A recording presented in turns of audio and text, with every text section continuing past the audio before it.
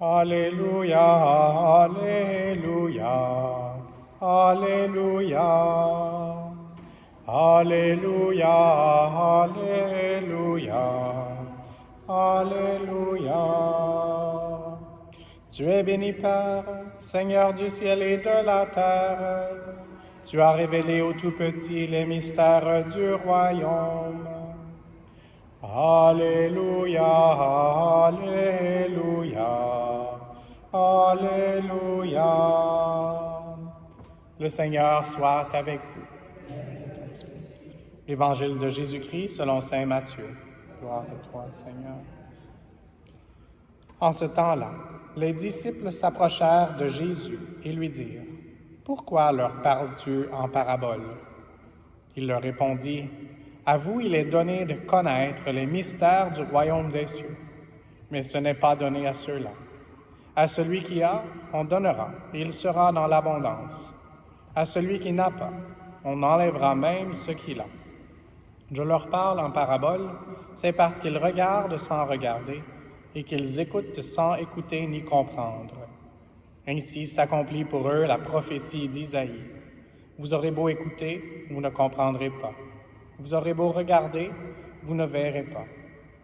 Le cœur de ce peuple s'est alourdi, ils sont devenus durs d'oreille, ils se sont bouchés les yeux, de peur que leurs yeux ne voient, que leurs oreilles n'entendent, que leur cœur ne comprenne, qu'ils ne se convertissent, et moi je les guérirai. Mais vous, heureux vos yeux puisqu'ils voient, et vos oreilles puisqu'elles entendent. Amen, je vous le dis, beaucoup de prophètes et de justes ont désiré voir ce que vous voyez, et ne l'ont pas vu, entendre ce que vous entendez, et ne l'ont pas entendu. Acclamons la parole de Dieu. Louange à toi, Seigneur Jésus.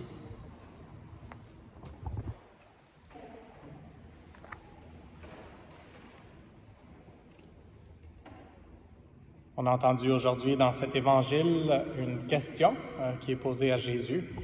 Pourquoi qu'il parle en parabole? Et puis Jésus, il parle de la nécessité d'enseignement, dans un sens. Et puis, je ne veux pas exactement dire ce que j'ai partagé avec le Père Kevin hier, alors qu'on se préparait pour l'homélie de la fin de semaine, parce que c'est lui qui va prêcher. Donc, je ne veux pas déjà divulguer les idées qu'il va peut-être partager. Mais c'est difficile à comprendre le royaume des cieux.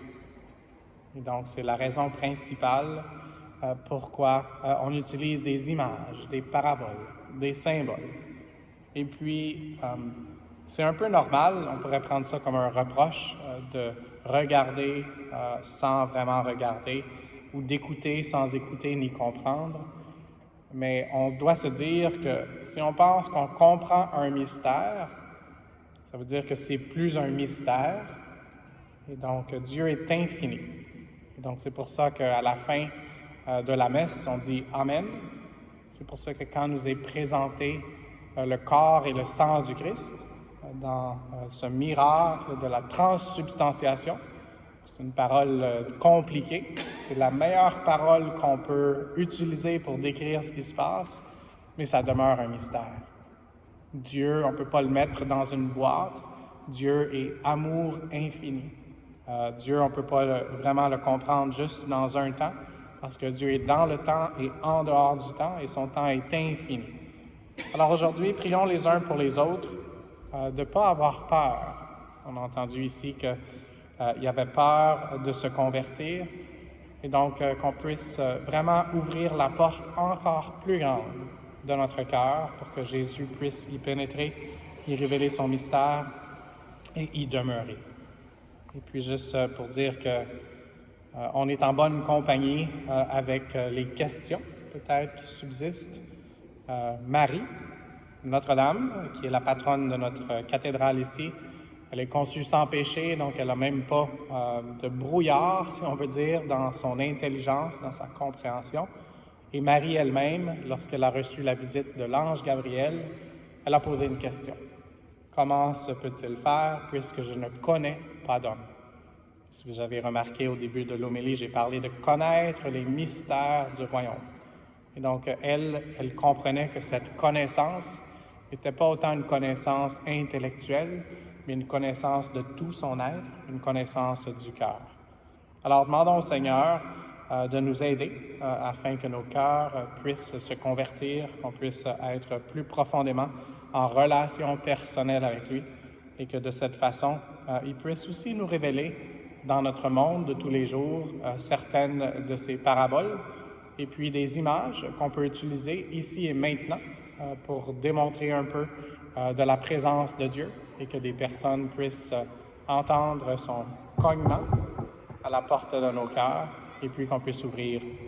Notre fondateur de la communauté des Compagnons de la Croix disait qu'il nous défiait parfois à faire cette dangereuse prière, la prière de donner permission à Dieu, avant même de savoir ce que Dieu va nous demander.